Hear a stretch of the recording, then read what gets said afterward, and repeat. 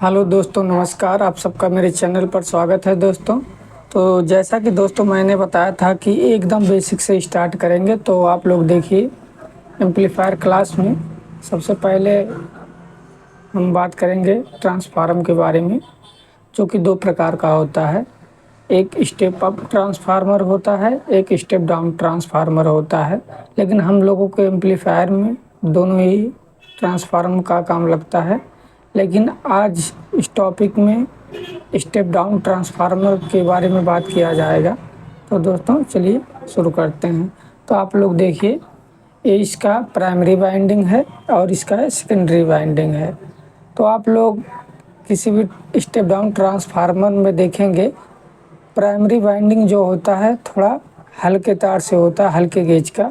Secondary winding थोड़ा सा मोटा तार का होता है। तो आप लोग देखिए यहाँ पे ये इसका प्राइमरी वाइंडिंग है।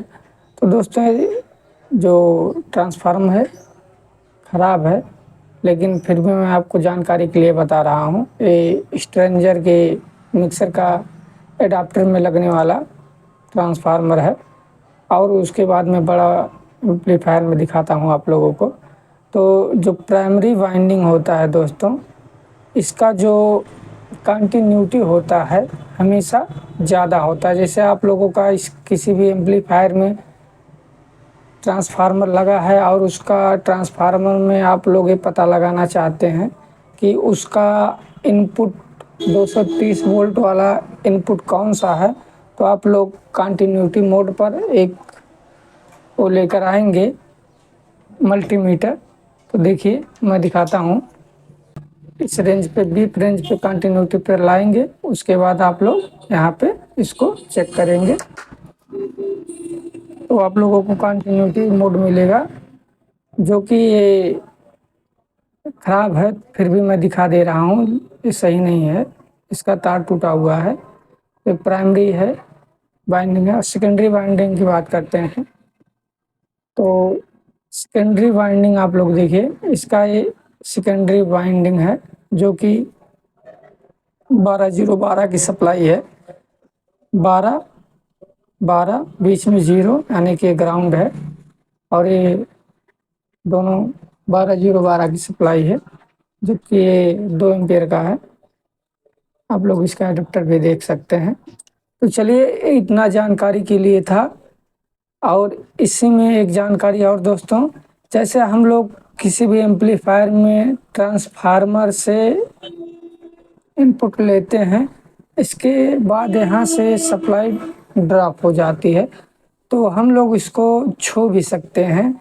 लेकिन इलेक्ट्रॉनिक काम में आप लोग सावधानी ही बरतें, ठीक है, लेकिन फिर भी आप लोग इसको छू सकते हैं।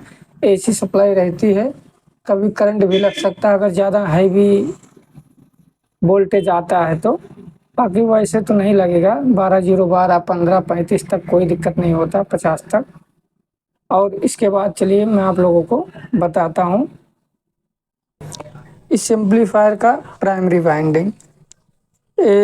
यहाँ से जो प्लग आया हुआ है, मेन मशीन से प्लग आया हुआ है, यहाँ से सप्लाई बटन पर जाएगी। बटन से आउट होते हुए एक सप्लाई इधर चली गई है, आप लोग देखिए, यहाँ से होते हुए यहाँ पे चली आई है। उसके बाद एक सप्लाई जो है फ्यूज से होते हुए यहाँ पे आई है।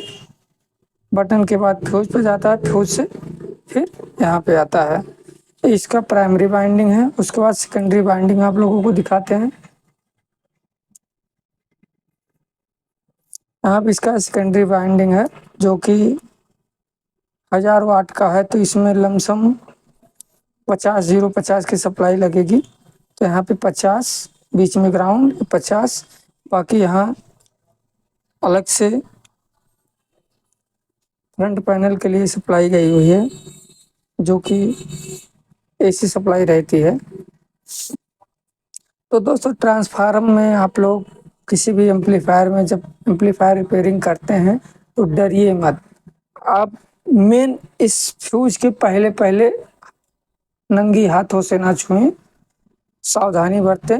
यहाँ से सप्लाई जब इनपुट हो जाती है, सेकेंडरी वाइंडिंग पे आ जाए, तो आप लोग यहाँ से अपना हाथ लगा सकते हैं। लेकिन कैपेसिटर पर ना लगाएं। कैपेसिटर पे ना लगाएं क्योंकि कैपेसिटर पे हमेशा थोड़ी देर तक चार्जिंग बनी रहती है, जिससे आपको लाइट मार सकता है, तो सावधानी बरतनी चाहिए। बाकी यहाँ पे आप लोग सप्लाई वगैरह छू सकते हैं, कोई दिक्कत नहीं है। एम्पलीफायर चलते हुए ही बनाया जाता है वोल्टेज नापने के लिए, लेकिन फिर भी एम्पलीफायर बनाते हुए सावधानी बरतनी चाहिए। तो दोस्तों ट्रांसफार्मर में इतना ही था। बाकी और बड़े एम्पलीफायर में जिस तरीके से 2 तार निकला हुआ है, आहूजा में आप लोग देखेंगे 4 तार, 8 तार और सप्लाइयाँ बनी रहती हैं, क्योंकि वो डुअल चैनल पे काम करता है। कोई भी एम्पलीफायर जब डुअल चैनल पे काम करेगा उसमें ज़्यादा सप्लाई बनाई जाएगी। जैसे कि एक चैनल पे प्लस माइनस काम करेगा, फिर दूसरे चैनल पे प्लस माइनस काम करेगा, तो कई तरीके से उन ट्रांसफार्मर का डिजाइन होता है। तो इसमें तो डुअल सप्लाई प्लस माइनस सिर्फ ही है, यानी कि सिंगल स्टेज का। मैं डुअल स्टेज की बात नहीं कर रहा हूँ, सिंगल स्टेज यानी कि 50-0-50।